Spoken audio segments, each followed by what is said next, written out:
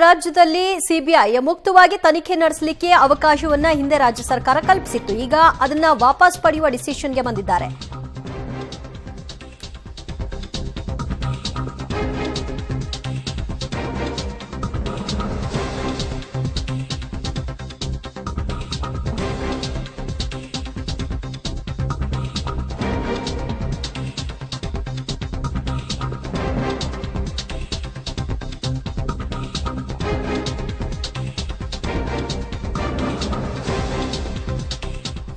ಮುಖ್ಯಮಂತ್ರಿ ಸಿದ್ದರಾಮಯ್ಯ ವಿರುದ್ಧ ಪ್ರಾಸಿಕ್ಯೂಷನ್ ವಿಚಾರ ಸಂಬಂಧ ಲೋಕಾಯುಕ್ತದ ಎಡಿಜಿಪಿ ಕಚೇರಿಯಲ್ಲಿ ಸಭೆಯನ್ನ ನಡೆಸಲಾಗ್ತಾ ಇದೆ. ಎಡಿಜಿಪಿ ಮನೀಶ್ ಕರ್ಬಿಕರ್ ಅವರ ಜೊತೆಗೆ ಸಭೆಯನ್ನ ನಡೆಸಲಾಗ್ತಿದೆ. ಮೈಸೂರು ಲೋಕಾಯುಕ್ತ ಎಸ್ಪಿ ಉದೇಶ್ ಅವರ ಜೊತೆ ಈ ಸಭೆ ನಡೀತಾ ಇದ್ದು, ಕೋರ್ಟ್ ಆದೇಶದ ವಿಚಾರವಾಗಿ ಸಭೆಯಲ್ಲಿ ಚರ್ಚೆ ಆಗ್ತಾ ಇದೆ. 156/3 ಅಡಿಯಲ್ಲಿ ಕೋರ್ಟ್ ಆದೇಶ ಕೊಟ್ಟಿದೆ ಎಫ್ಐಆರ್ನ ದಾಖಲು ಮಾಡಲಿಕ್ಕೆ. ಆದರೆ ಬಿಎನ್ಎಸ್ ಆಕ್ಟ್ ಜಾರಿಯಲ್ಲಿದೆ.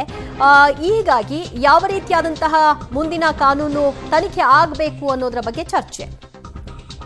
ಮತ್ತಷ್ಟು ಮಾಹಿತಿ ಪಡೆಯೋಣ ನಮ್ಮ ಪ್ರತಿನಿಧಿ ಮುರಳೀಧರಿಂದ. ಮುರಳೀಧರ್, ಇನ್ನೂ ಕೂಡ ಎಫ್ಐಆರ್ ಆಗಿಲ್ಲ, ಅದರ ಪ್ರಕ್ರಿಯೆಗಳು ಇನ್ನೂ ಕೂಡ ಚಾಲ್ತಿಯಲ್ಲಿದೆ.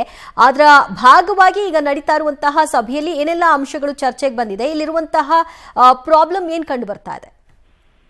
ಏನಂದ್ರೆ ಪ್ರಮುಖವಾಗಿ ಇವತ್ತಿನ ಸಭೆಯ ಮೇನ್ ಉದ್ದೇಶ ಏನಂದ್ರೆ 156 ನಲ್ಲಿ ಅಂದ್ರೆ CRPC 156 ಕ್ಲಾಸ್ 3 ಅಡಿಯಲ್ಲಿ ಈಗ ಒಂದು ಆದೇಶವನ್ನ ಕೊಟ್ಟಿರುವಂತದ್ದು ಕೋರ್ಟ್. ಆ ಹಿನ್ನೆಲೆಯಲ್ಲಿ ಈಗ CRPC ಜಾರಿಯಲ್ಲಿ ಇಲ್ಲ, ಅದು ಜಾರಿಯಲ್ಲಿರುವಂತದ್ದು ಈಗ BNSS ಮಾತ್ರ ಜಾರಿಯಲ್ಲಿದೆ. ಜಾರಿಯಲ್ಲಿರುವ ಸಂದರ್ಭದಲ್ಲಿ ನಾವು ಈಗ ಯಾವ ಸೆಕ್ಷನ್ ಅಡಿಯಲ್ಲಿ FIR ಅನ್ನ ಮಾಡಬೇಕು ಮತ್ತು ಯಾವ ಕಾನೂನನ್ನ ನಾವು ಪಾಲನೆಯನ್ನ ಮಾಡ್ಬೇಕು ಅನ್ನೋದ್ರ ಬಗ್ಗೆ ಒಂದಷ್ಟು ಜಿಜ್ಞಾಸೆಗಳಿದಾವೆ. ಅದನ್ನ ಕ್ಲಾರಿಫಿಕೇಶನ್ ಅನ್ನ ಪಡ್ಕೊಳ್ಳೋದಕ್ಕೆ ಒಂದು ಸಭೆಯನ್ನು ಕೂಡ ಮಾಡ್ತಾ ಇರೋಂಥದ್ದು ಮತ್ತು ಕಾನೂನು ತಜ್ಞರಿದ್ದಾರೆ. ಕಾನೂನು ತಜ್ಞರ ಜೊತೆಯಲ್ಲಿ ಕೂಡ ಮಾತುಕತೆಯನ್ನ ಮಾತುಕತೆಯನ್ನ ಮಾಡೋ ಪ್ರಯತ್ನಗಳನ್ನು ಕೂಡ ಮಾಡ್ಲಾಗ್ತಾ ಇದೆ.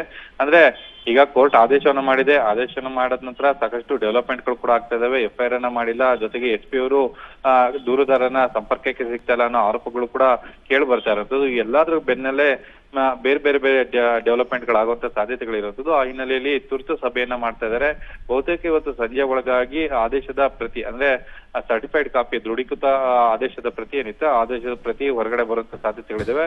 ಆ ಸಂದರ್ಭದಲ್ಲೂ ಕೂಡ FIR ಅನ್ನ ಮಾಡ್ಲಿಲ್ಲ ಅಂದ್ರೆ ಯಾವ ವಿಚಾರಕ್ಕಾಗಿ FIR ಅನ್ನ ತಡೆ ಹಿಡಿತಾ ಇದಾರೆ, ನಿಧಾನ ಮಾಡ್ಲಿಕ್ಕೆ ಯಾವ ರೀತಿಯ ಪ್ರಯತ್ನಗಳನ್ನ ಮಾಡ್ತಾ ಇದಾರೆ, ಈ ಎಲ್ಲಾದ್ರ ಬಗ್ಗೆನೂ ಕೂಡ ಒಂದಷ್ಟು ಚರ್ಚೆಗಳು ಈಗ ನಡೆಸ್ತಾ ಇರೋಂಥದ್ದು. ದಿವ್ಯಾ, ಥ್ಯಾಂಕ್ ಯು ಮುರಳಿ ನಿಮ್ಮೆಲ್ಲ ಮಾಹಿತಿಗೆ.